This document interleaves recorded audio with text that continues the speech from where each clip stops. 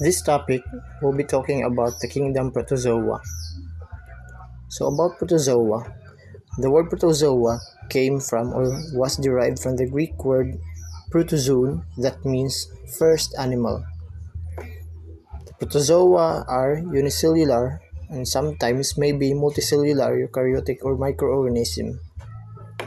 Protozoa has a count of about 65,000 species. Most are harmless and are found in water and soil. A few species are pathogenic in nature and are parasites to humans and animals that may cause numerous infections all over the world throughout a year. So, protozoas are chemoheterotrophs, meaning they are microbes that use organic chemical substances as sources of energy and organic compounds as the main source of carbon. Protozoa also lack a cell wall. They are motile and possess locomotive organelles like the flagella and cilia for movement.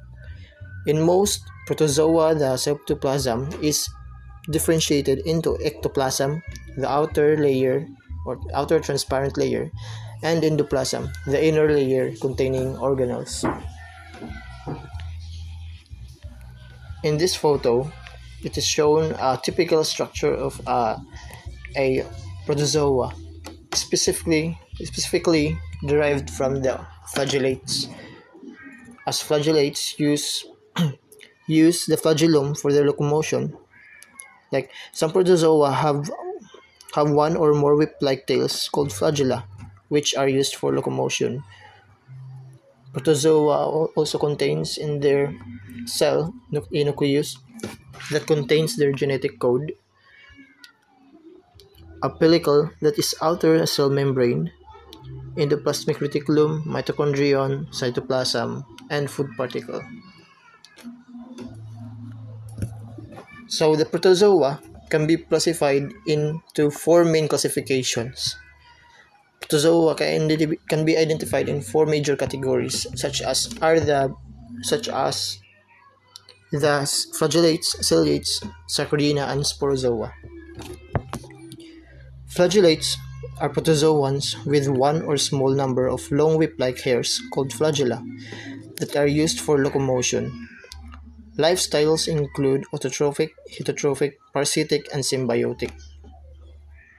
So here are some common examples of flagellates like the trypanosoma,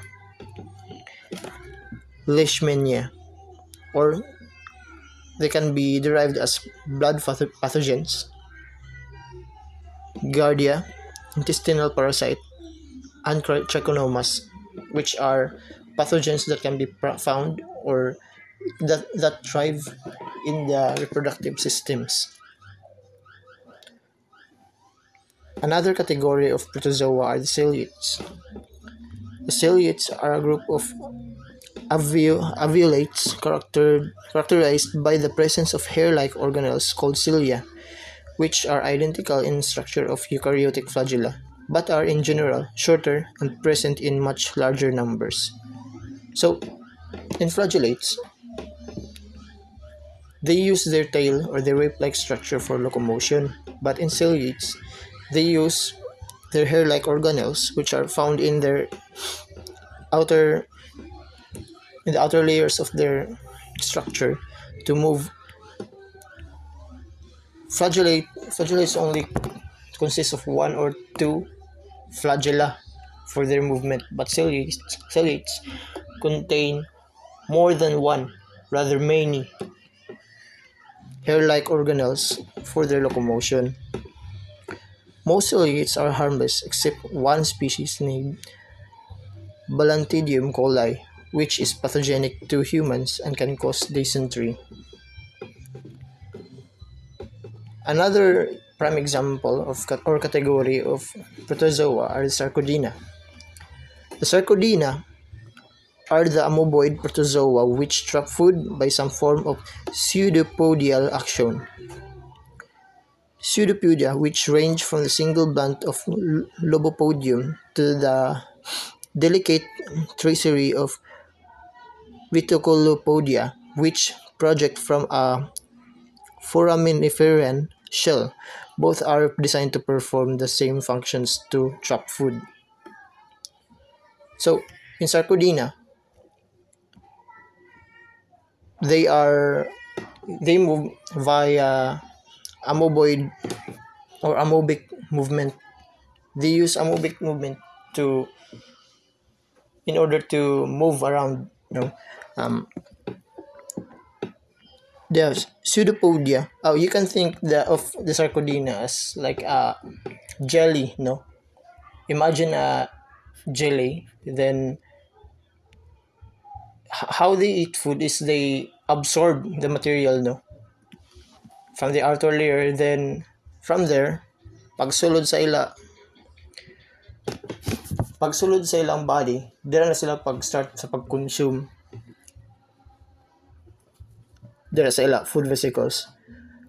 Most Sarcodina spread by oral to fecal route, meaning magikan sila sa baba, then mugula din sila sa anus. Initial infection is in large intestine with attack on epithelium. There is severe dysentery with numerous molecules containing blood, mucus, and necrotic intestinal epithelium. There is an acute pain and tenderness and fever. So, Sarcodina is one of the kind of protozoa that are harmful to humans. So, one of the symptoms that we can see or we can observe when you obtain Sarcodina is mostly like stool, meaning, or feces, meaning sa imong tae. If maglibang ka nya, utod nya naay dugo, pwede na siya pwede mo siya magamit as diagnosis nga naay kay Sarcodina, na infected ang imong intestinal tract ng Sarcodina, or sometimes with dysentery. So another main category of protozoa is the sporozoa. Sporozoa are large non-motile unicellular organisms that are parasitic and harmful in nature. They have a complicated life cycle, usually involving both asexual and sexual generations, often in different hosts. Example, the Plasmodium is a sporozoan species that causes malaria to reproduce and also causes 300 to 3,500 cases every year worldwide. So, in sporozoa, they are the type of protozoa that are non-motile. Dili sila makalhok. The way they move is also the same way by how they the way they move is related by how they reproduce. As you can see in the photo, in the case of the Plasmodium sporozoa, they move via transport of other organisms sa pag-infect. And then let's move to reproduction. The protozoa has the ability to produce asexually and sexually. Asexual meaning makaproduce sila ng kagaling offspring within a single parent, and then sexual pwede makaproduce sila ng offspring via two or more individual cells. So first is the binary fission. In binary fission, a single parent cell divides into two daughter cells, as shown in the figure below, or rather, the figure beside. From one cell, it generates its offspring, then it turns into two cells. Budding is a form of fission in which one or more smaller individual cells separate from parent body and each undergoes differentiation either before and after separation.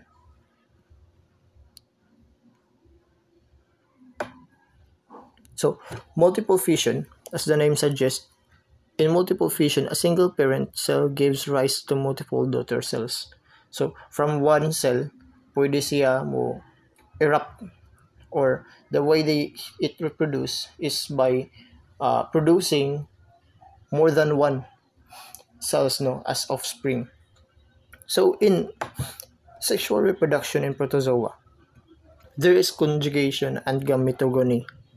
In conjugation is a process in which two organisms belonging to the same species exchange their nuclear material while with a temporary union. So in conjugation, bale, duha ka species mag-engage sila tapos mag-exchange sila ng ila genetic code. Then from there, as you can see in the photo, pag human nila exchange sa ilang genetic code, since both cells are compatible and in some ways also unique, so pag-exchange sila ng information, naan na sila yung makuha na information na ginid nila sa matag usa. Then gametogony, in sporozoa, male and female gametocytes are produced, which after fertilization from the zygote, which gives rise to numerous sporozoites by sporogony, like how the plasmodium works. So in gametogony, bali, from the word gametes, in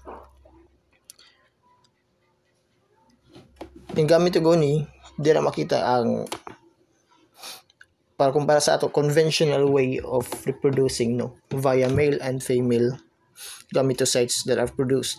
So pag fertile ana sa host, di na din mo develop ang mga cells, then katong host tungod sa iyang nutrition na pwede makuha ng infectants, dito na din mag-develop ang cells. Like, let's get back on sporozoa, diba? Plasmodium, the way they reproduce is via infection to other animals, or in most cases humans, diba? Mosquitoes carries the parent, no, the plasmodium, then the mosquito infects humans.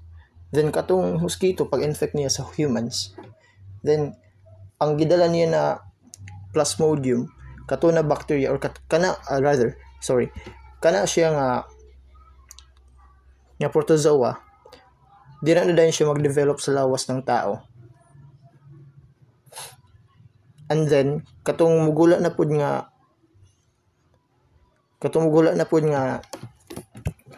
plasmodium sa tao na ma-develop, siya na pud ang mag-develop niya, siya na pud ang musunod niya makuha ng mga mosquito. Bali, mao na siyang life cycle. So these are also the other diseases that can be caused by the protozoa, like tetanus, whooping cough, gonorrhea, leprosy, diphtheria, plague, typhoid, tuberculosis, cholera, and syphilis. So that's the end of our presentation. Thank you for listening.